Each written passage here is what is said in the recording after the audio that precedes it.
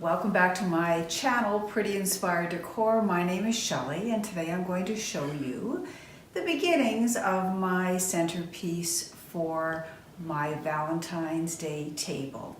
So if you I'll get my husband just to zoom in and I'll show you what I have purchased for this, how I have begun to put it together, and then I'll go into how I'll make the bow. So you'll notice, first of all, I have a mirrored tray that is really completely covered. In this tray, I have a white lantern from Pier 1 that I used a coupon to get because, you know, the Pier 1 lanterns are quite expensive. And I have taken one of these inexpensive bouquets from Michael's. This week they had everything 2 for the price of 1. So I literally cut up one. You can see here it's all cut up. This is the garbage that's left. And a piece of this one and one of these stems from Michael's. And I have put the florals inside of the tray with this little love sign. Again, I bought that at Pier 1 as well. And a little bunny and some more of these little pink hearts. If you saw my window tea bar for Valentine's Day, you'll notice I use those, that particular vignette as well. So what I want to do here is, because I'm sort of thinking beyond Valentine's Day, I am thinking that I can probably use a lot of the elements in this and obviously take out the hearts and maybe the love sign, but there's no reason I couldn't keep the love sign in there for Easter. So, you know, just some ideas that I have. I also have a little diamond in here, another one of these little wine corks that's in the shape of a diamond. And I have a little ramekin here in the shape of a heart. And of course the little bunny that I call my little love bunny. You'll notice what I've done. I've taken Michael's pillar candle that I bought on clearance in October. This was a pack of 4 candles plus the little tea lights that I got for $2.46 in their clearance section. I decided that I really wanted it to be a pink candle in there, and I just painted it with this Craft Smart paint from Michael's, and you'll notice that's what's in there. And I may paint these, the 2 larger ones as well, and put those on my table for Valentine's Day. I haven't made that decision yet. I've also created the topper for my bow, and you'll notice what I've done is I've put some florals together and 2 little heart picks. And again, those would have to be changed out if I use this for Easter, and then I will cut these off. I just wanted to show you that, you know, these are the zip ties that I use for a lot of my crafts. So that's another thing that you should, you know, if you're going to do these things, the zip ties are so much easier than wire. It's easy to do. You don't need anybody else's hands. You can quickly just put things together. Okay, so I think this shows you what I've done to get ready. So again, I prepared a lot of that. I didn't think you'd have to watch me put the individual flowers in. Obviously the base, first of all I put the greenery in, and then I just add my florals in all around until I think it's full enough. You could certainly create something like this with no florals at all. Initially I thought, you know, just the mirrored tray without the florals and with the bunny and the ramekin in it was pretty. Then I decided, because again, I'm a maximalist, I'm not a minimalist, that I would take it up that extra notch. You can choose to do that too, if you like. So just give me a second and I'll get ready to show you how I make the funky bow. So to create my funky bow, I have actually 4 different ribbons. I'm going to create a 12 loop funky bow. And I searched and searched and searched for some ribbon that had pink hearts. You think I could find, yeah, I could find all kinds of ribbon with red hearts, couldn't find anything with pink hearts. So what I decided to do is that I would take white ribbon, and believe it or not, just some inexpensive stickers from the dollar store, and I just stuck them on my white ribbon. I know that sounds silly, but this isn't, you know, a ribbon that anybody's going to be touching, so I think it's going to work, and I guess we're soon going to see. So what I did is I cut all four of these ribbons at 22 inches long, and I made 3 of each type, and then I dovetailed the ends, and I'll show you how I dovetail my ends. I just fold the ribbon in half, and where the 2 wires meet, and I really recommend you use wired ribbon because wired ribbon stands up better. You just dovetail it like that, and then you have all of your ribbons dovetailed. I've also prepared another, what I'll call the tie-on, to tie on to the lantern, and this is about 42 inches long so that it can tie on, have a nice bow at the back of the ribbon, or at the back of the lantern, sorry. And you'll notice this is a very sheer ribbon. That's what I wanted it to be. This particular ribbon is also a little bit sheer. It's both sheer and solid.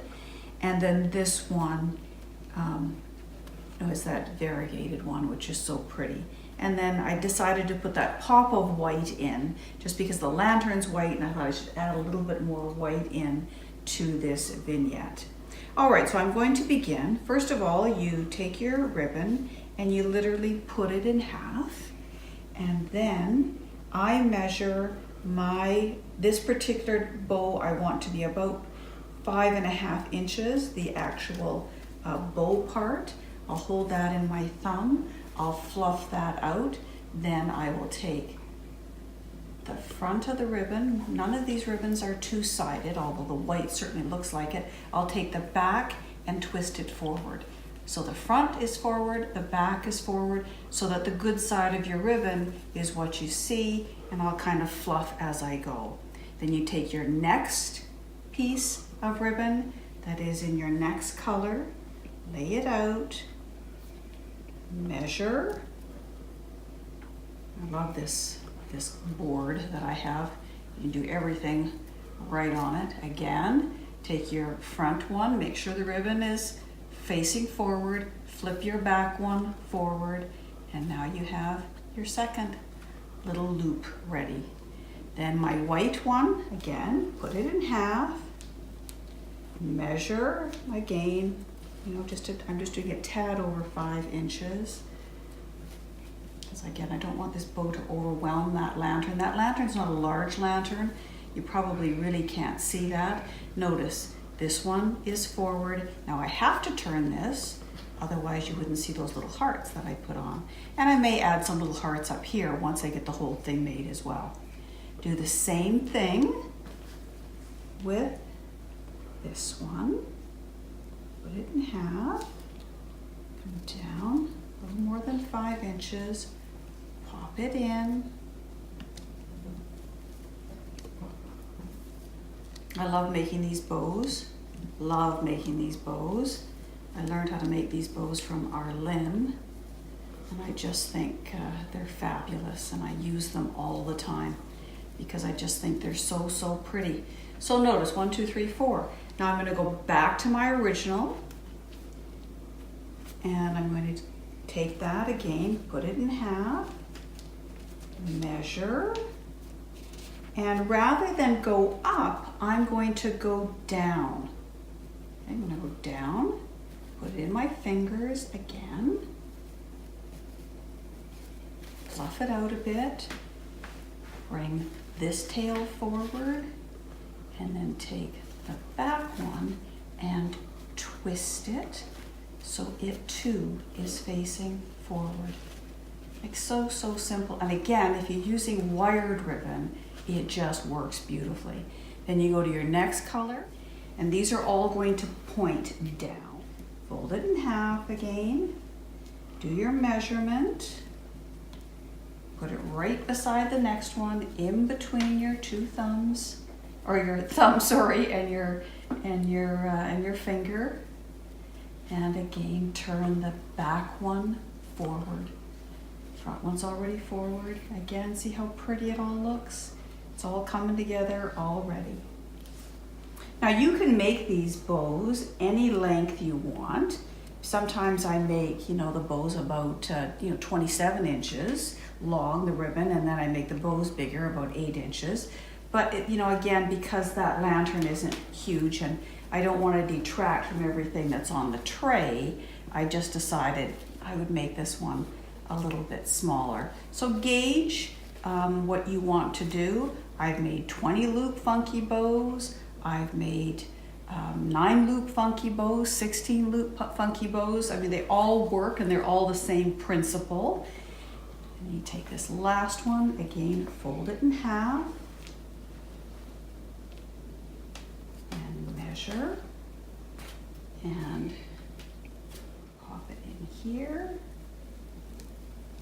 Again, so easy. The hardest part, of course, is just holding all of the ribbon because unless you've got huge hands, it is a little bit tougher. And again, that wired ribbon is just such a wonderful thing. So again, all of these are there. Now you go to the last segment, and I'm gonna do 2 up and 2 down. You can do 1 up, 1 down, 1 up, 1 down, or you can do them all up, but this time I think I'm gonna do 2 up and 2 down. Again, that's entirely up to you. I just find it looks a little nicer if I make, so notice this is one's going up. This one is already here, so I'll pop this one so that I don't have 2 colors side by side. Although when you fluff them, it all works anyway. That's the glory of this ribbon making. It's ingenious as far as I'm concerned. Not that I'm ingenious. Arlene is the one who is ingenious. I call her the queen of the funky bow. Hers are so fabulous. She has all sorts of wonderful ribbons. So again, this one's going up. Again, I take this and I flip this around. Look how pretty that looks. It's just so festive. It's so girly. I mean, let's face it, it's just delightful. Then I'm going to take this one, and these ones are going to go down. Again, I'm always measuring. I don't want to make any mistakes by not measuring and have something, not turn out. Again, it gets tougher once you have more ribbon in there, but I've only got 1 more to go, so it's not like this is, a ribbon that's even, or a bow that's even bigger. When I make the 20 ones, I laugh because, my goodness, my hands feel like they're gonna fall off. Just fluff that up a little bit. Again, notice everything's facing forward.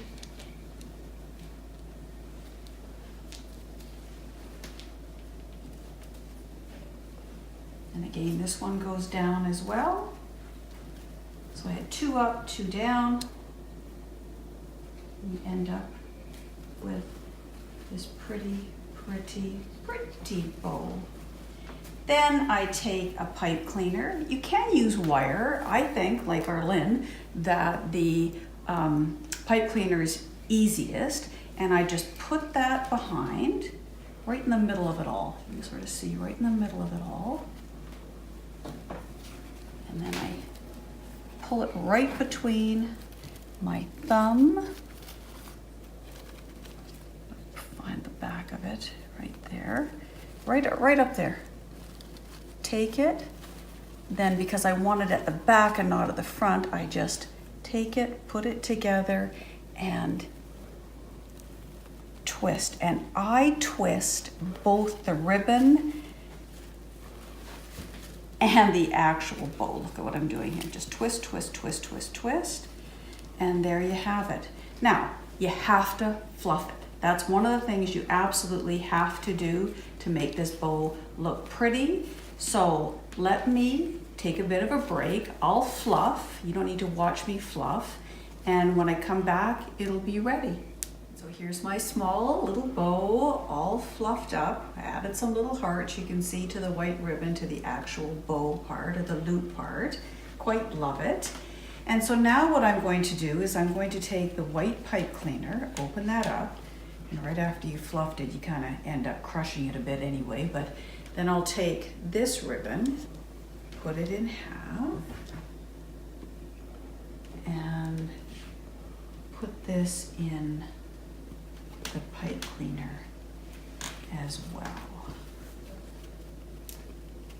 Okay.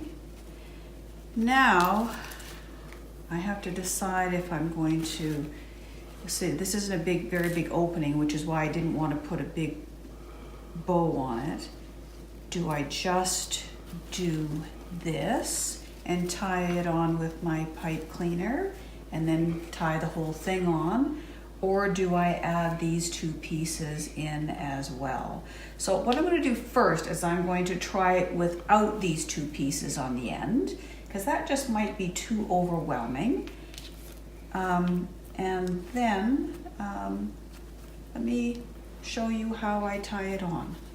So I've got my two ribbons here and here, and I will just, first of all, twist this in the middle of it all. So I'm just using the pipe cleaner and twist and putting it on my little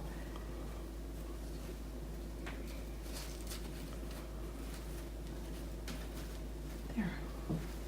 See? Again, that's why I didn't want a huge bow, because I knew that this little swag would be small, because again, I didn't want it to overwhelm. Now I have to decide. Normally I would tie it here, and I may, but you'll notice there's little hearts here. So I'm thinking, do I want to cover those hearts? Because I could just tie it to this top piece and make this work. So, let me sort of take a peek at it and see. Yeah, you can't see them anyway, so I may as well tie it where it's going to be the most secure, which is right in here. So I'm just going to take this. You have to really tie it securely. So again, I just take it and give it a good yank, a really good yank. Try to make sure everything is centered. You can move it a bit afterwards, but it's harder. And then make a loop, and then I take this one. That's the glory of, when I do my back bow, I try to use a ribbon that works beautifully, first of all, and that really doesn't matter, but you can certainly take this and turn this in as well. But this one just works so pretty. And again, it's just small, and I don't want a large ribbon hanging down the back of it. Take this now, I'm going to turn these. Take my flowers and twist them up a bit. Oh yeah, I'm really happy with how all of that turned out. Look how pretty it is. Very feminine, very Valentine's-y. All my little ribbons sticking out, again, so pretty. Yeah, I'm happy. I don't think I want to add these. I think that might just overwhelm it. Yes, see? Sometimes that's why I don't put the whole thing together until if this lantern was in the middle of the tray, it would work better if I added these, I think. But because I put it off to the corner of the tray, I think that works. So I'm going to take a break now, and I'm going to put it on my table, and I'll show you what it looks like all complete. Well, here it is. I'm really pleased with it. I think it looks pretty. And again, the reason why I wanted to use that particular candle from Michael's, and the reason I painted is it really has almost a heart motif in it. And again, because I'm right into these remote candles, I can just turn that little candle on and it'll flicker. And then if you take a look way deep inside of the lantern, I have filled the bottom with some little jewels, and at night they kind of glisten too. And it's a really pretty little look. I hope you've enjoyed this particular table centerpiece. You'll see what I'll do when I set the table for Valentine's Day for my family, because again, every special occasion is about family. But this is, I think, absolutely perfect. I think my grandbabies will love it. They'll love the bunny in the vignette. They'll just think it's so pretty and so glitzy. And of course, for us, that's what it's all about, making our grandchildren smile. So until next time, I have the living room almost completely done. Not that I went over the top, but I decided to do that in a separate video. Until next time, I hope you have a wonderful day. If you have not already done so, please subscribe. Leave me a thumbs up because you know that I like it. And if you want to leave me a comment, tell me what you think. Is it too much pink? I don't think so because I love pink so much. Until next time, bye-bye.